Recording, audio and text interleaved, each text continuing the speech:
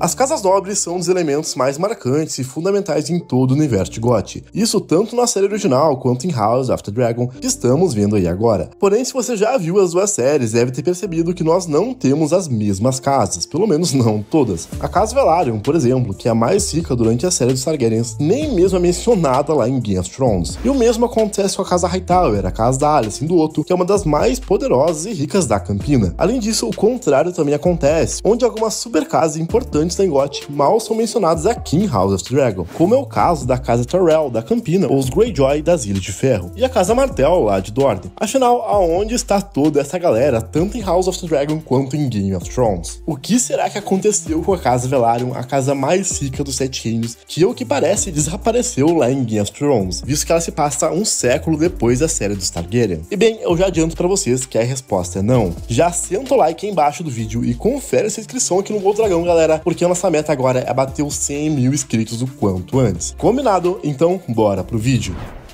O que eu posso dizer pra vocês é que, de forma resumida, existem vários motivos pra cada uma dessas casas sumirem ou não serem mencionados em Game of Thrones. Porém, todas elas existem sim no universo de ambas séries, pelo menos até onde sabemos, incluindo a Casa Velaryon e Hightower lá em Game of Thrones, ou seja, eles existem lá no universo da série original.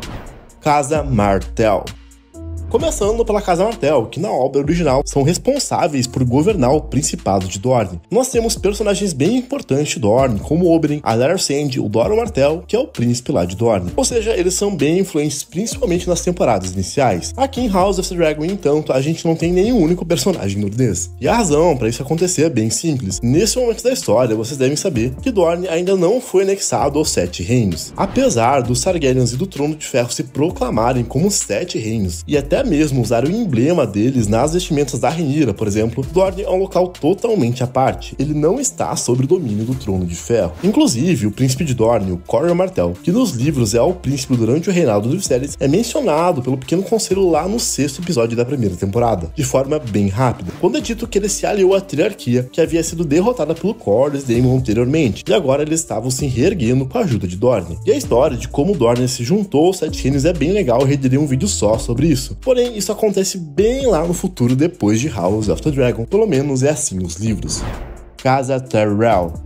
Já a Casa Tyrell tem uma razão aí bem inusitada pra literalmente não aparecer em House. Em Game of Thrones, galera, eles são mega importantes e uma das casas mais queridas e amadas pelo público. Quem não se lembra da Olenna Tyrell e a sua língua afiada em todo instante? Em GOT, eles aparecem desde o princípio da história. O primeiro personagem das caras é o Loras, lá no Torneio da Mão do Rei, e ele luta com o Gregor Clegane, o Montanha. Ele também acaba aparecendo em algumas cenas como amante do Rhaene Baratheon. Na temporada seguinte, quem aparece é a Margaery Tyrell, acompanhada do Rhaene na sua campanha real, o seu marido e pretendente a rei na Guerra dos Cinco Reis. A Olenna, uma das personagens mais populares da Casa Tyrell, só vai aparecer na terceira temporada da série. Futuramente, o Rhaene bate as botas e a Margaery é prometida pro Joffrey, que acaba se casando com ele. E todo esse interesse na Casa Tyrell tem um grande motivo. Além deles serem os lords e protetores da Campina, que já é por si só um reino gigante, eles são muito ricos e têm um dos maiores exércitos dos Sete Reinos. Devido a tanta fartura, a Campina é muito próspera e a população desse reino é muito bem desenvolvida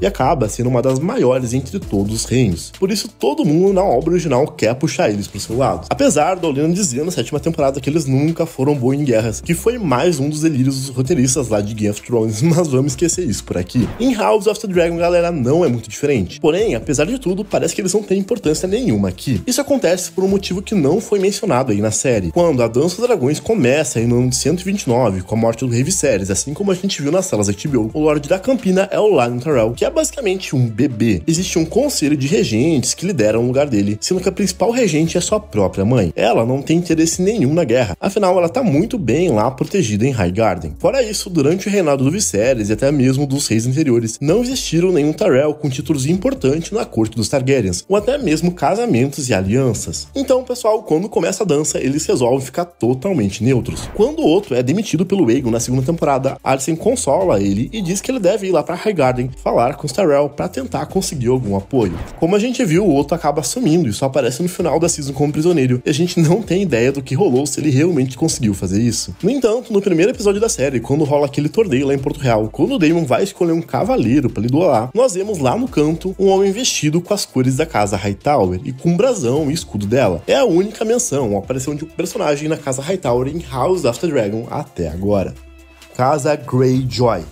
Lá em Game of Thrones, eles estão bem presentes desde o primeiro episódio, representado pelo Theon Greyjoy, que vive junto com a casa Stark, que acaba sendo, no final das contas, um dos únicos personagens dessa casa durante muitas temporadas. Mais tarde aparece a irmã dele, a Yara Greyjoy, que, se vocês não lembram, reivindica as Ilhas de Ferro depois que seu pai falece e também acaba se aliando da Daenerys Targaryen. O Euron, que é o tio deles, reivindica também a ilha pra si e acaba governando no lugar da Yara por ser um homem. Logo mais tarde, ele se alia com a Cersei quando ela se torna rainha. De maneira geral, pessoal, a casa Greyjoy tá bem presente, justamente pelo fato deles possuírem uma frota de navios gigantes, que é muito importante durante guerras. Em House of the Dragon, o Lorde das Ilhas de Ferro é o Dalton Greyjoy, e de maneira geral, parecido com os Tyrell, ele realmente não teve nenhum envolvimento com a corte ou com os Targaryen nos últimos anos. E quando a guerra começa, ele dá uma despertão. Ele fica só lá nas Ilhas de Ferro esperando quem vai dar a melhor oferta ou proposta para ele se aliar. Na série a gente viu um pouco disso quando é mencionado logo no primeiro episódio da segunda temporada pelo grande Maester Rael a possibilidade de oferecer o cargo de mestre dos navios pro Dalton Greyjoy, visto que até então quem tinha esse cargo era o Corlys, que hoje está do lado da Rhaenyra. Mais tarde, Alicent questiona o Lord Jaspier sobre as cartas que foram enviadas ao Dalton e diz que ele ficou sem retorno. E agora, um pequeno spoiler pra vocês. Nos livros, galera, o Daemon só pede pro Greyjoy saquearem os Lannisters e ficarem lá por onde estão, sem se meter na guerra em si, dizendo que eles vão poder ficar com todo o ouro que roubarem dos leões. E sem pensar duas vezes, é isso que o Dalton faz. Isso é genial pra parte do Daemon, porque acaba novamente evitando dos verdes conseguirem uma frota.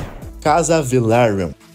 Diferente de tudo que vimos em Game of Thrones, os Velaryon são a casa mais forte e rica no momento da história de House of the Dragon, e isso tem um motivo bem forte. Ao contrário das casas Greyjoy ou Tyrell, por exemplo, que foram politicamente afastados dos Targaryens no primeiro século depois da conquista, os Velaryon, por sua vez, sempre foram fortes aliados da Casa do Dragão. Isso mesmo antes de Aegon o Conquistador, visto que os Velaryon eram uma das últimas casas valerianas remanescentes após a queda de Valíria, e eles tinham sangue puro, assim como os Targaryen. Junto com a sua influência e poder e grande domínio dos mares desde essa época, eles se tornaram aliados inseparáveis da casa Targaryen desde o começo. Para vocês terem uma noção, diversos Targaryens têm o sangue Velaryon correndo em suas veias, que é o caso do próprio Aegon Conquistador e as suas irmãs esposas Rhaenys e Visenya, visto que a mãe deles é uma Velaryon. Isso fez, galera, com que logo no início da conquista ambas casas fossem aliadas na disputa contra todos os outros reinos pela unificação de Westeros. A casa Velaryon tem uma história fascinante e certamente dá pra fazer um vídeo completo só sobre ela. Mas afinal, o que rolou em House of the Dragon e depois disso para que ela fosse tão insignificante a ponto de nem mesmo aparecer lá em Game of Thrones? E aqui vai uma cambada de spoilers sobre o final da dança para vocês. Quando a Guerra Civil acaba lá no ano de 131 depois da conquista, o Corlys Velaryon acaba sendo preso por traição, por ordem do Craven Stark. Ele é liberado e julgado inocente, acaba servindo com o mão do rei Aegon III por um ano, até o seu falecimento no ano seguinte. Apesar da casa Velaryon ser viva durante a guerra, eles foram totalmente arrasados. Grande parte da frota deles foi totalmente destruída, o que fez com que os cofres dos Lordes das Marés diminuíssem muito. Quem ficou no comando da casa Velaryon foi o Alicent, aquele mesmo que a gente viu aí na segunda temporada. Ele é nomeado herdeiro do Corlys e se casa com a Baelor Targaryen. A partir daí, o Alicent é muito esperto e consegue reestabilizar a casa Velaryon, porém ela nunca voltou a ser a mesma. No entanto, devido aos grandes acontecimentos e o domínio e conhecimento dos mares pelos Velaryon, eles quase sempre acabam ocupando o posto de mestre dos navios na corte. Inclusive, bem recentemente na história de Game of Thrones, o mestre dos navios, o pai da Daenerys, o Aerys Targaryen, era um tal de Lucerys Velaryon. Na adaptação de Game of Thrones para HBO, os Velaryon não aparecem, mas os livros eles estão presentes em vários momentos. Na obra original, o Lorde de Derivamark é um tal de Montfort Velaryon, quando a história de Game of Thrones começa. Ele é convocado pelo Stannis Baratheon na Guerra dos Cinco Reis e acaba apoiando a reivindicação dele. Inclusive, ele luta na grande batalha da Baía do Água Negra, que na série acontece no final da segunda temporada. Nos livros, o Montfort acaba morrendo nessa batalha, porém ele deixa um meio-irmão bastardo, um tal de Arryn Waters, conhecido como o bastardo de Deriva Marca. A Cersei acaba se sentindo muito atraída pelo Rhaenys, que segundo ela é muito parecida com seu amor antigo, o Rhaegar Targaryen, que é o irmão mais velho da Daenerys. Ela acaba oferecendo a ele o posto de Grande Almirante, anteriormente conhecido como o Mestre dos Navios, e ele aceita. A Rhaenys então recebe verbas para construir a nova frota de navios para o Tommen Baratheon. Acontece, como vimos na série original, a Cersei é presa pela Fé do Sete, e aí nos livros a gente fica sabendo pelo Qyburn que o Rhaenys simplesmente deu no pé e acabou fugindo com a frota que ele construiu. Enquanto isso, quem assume o posto de Lorde das Marés é o filho do Montfort, um tal de Montrose Velaryon, que tem apenas 6 anos de idade, ou seja, é bem novo mesmo. Devido a isso, a casa Velaryon acaba não tendo tanta participação mesmo nos livros, assim como acontece com a casa Tyrell aí em House of the Dragon, mesmo que ela seja considerada ainda uma apoiadora dos Stannis, visto que nos livros os estandartes da casa Velaryon são vistos quando mesmo ataca a muralha.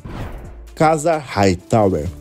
Não resta dúvidas que os Hightowers são a segunda mais importante casa de House of the Dragon, e conhecendo um pouco deles eu fico impressionado como eles basicamente não aparecem lá em Game of Thrones. Se vocês não sabem, os Hightowers são uma das casas mais antigas de toda Westeros, e também uma das mais ricas. Não é à toa que o nome da sede da casa Hightower é Old Town, ou traduzindo para português, como Cidade Velha ou Vila Velha. É lá que fica a Cidadela, que é o grande centro de conhecimento de todo mundo conhecido, como se fosse uma espécie de grande universidade de Westeros, responsável por formar todos os mestres e arquimestres que a gente vê em ambas séries. Além disso, é lá que fica o Septo Estrelado, a sede da Fé do Sete, como se fosse uma espécie de Vaticano aí de Westeros. E diferente da casa Velaryon, que viu seu poder e influência decair depois da Dança dos Dragões, o mesmo não aconteceu com os Hightowers. Eles continuaram, pessoal, muito fortes e influentes como sempre. Depois que a dança acontece, a casa Hightower acaba tendo bem poucas aparições nas Crônicas de Gelo e Fogo, sem nenhum personagem realmente importante. Eles geralmente são mencionados em grandes eventos, como a rebelião do Robert ou a queda de Portugal, onde é dito quem eles apoiaram. Lá no período de Game of Thrones, o chefe da casa Hightower é o Lord Layton Hightower, conhecido também como o Velho de Old Town. Uma das últimas aparições que ele fez em público acontece uma década antes do começo da série, em um torneio que aconteceu lá em Ponta Tempestade. Desde então, é dito que o Layton está há quase 10 anos trancado em Torre Alta, onde ele passa a maior parte do tempo lendo textos mágicos para sua filha. Algo interessante é que uma das filhas do Layton, a Alicent Hightower, é casada com Mace Tyrell, ou seja, ela é a mãe do Loras e da Marjorie. Essa ausência da casa Hightower ao longo da história, principalmente em Game of Thrones, tem várias teorias e explicações. A primeira é que a casa Hightower está localizada do outro lado de Westeros, literalmente que ela era do lado oposto do mapa em relação a Porto Real. Isso deixa ele muito isolados e dificultaria o envio de tropas e exércitos, assim como faria eles chegarem atrasados em qualquer batalha. Dessa forma, as próprias casas procurariam um pouco eles, visto que não seria tão eficiente pedir ajuda da casa Hightower. A casa Tyrell, que tem exércitos muito maiores, está bem mais próxima de outras grandes casas dos Sete Reinos. Outra explicação que eu acho bem plausível é que a casa Hightower já é rica e poderosa o suficiente, e estando longe das maiores casas e tretas de Westeros, eles não veem vantagem em se envolver tanto assim. Preferem apoiar de forma mais sutil seus aliados e ficarem quietinhos lá em Old Town com toda a fortuna que eles já possuem. Lembrando que os Tyrell são os senhores dos Hightowers, e nesse contexto eu acredito que o Martin não quis repetir as mesmas casas de GOT na Dança dos Dragões que estamos vendo aí na HBO. E dessa forma, assim como os Hightowers quase são inativos lá em GOT, agora a casa Tyrell não aparece na série dos Dragões, tirando assim mais dinamismo para a história. Bem, se você curtiu esse vídeo, confere agora o vídeo onde a gente conta a história completa do Balerion, o Terror Negro, o maior dos dragões de todo o universo de Game of Thrones. Porém, se você curte spoiler mesmo, fica com o vídeo onde a gente conta como é a morte de cada um dos personagens de House of the Dragon. Por hoje era isso, galera. Valeu e fui!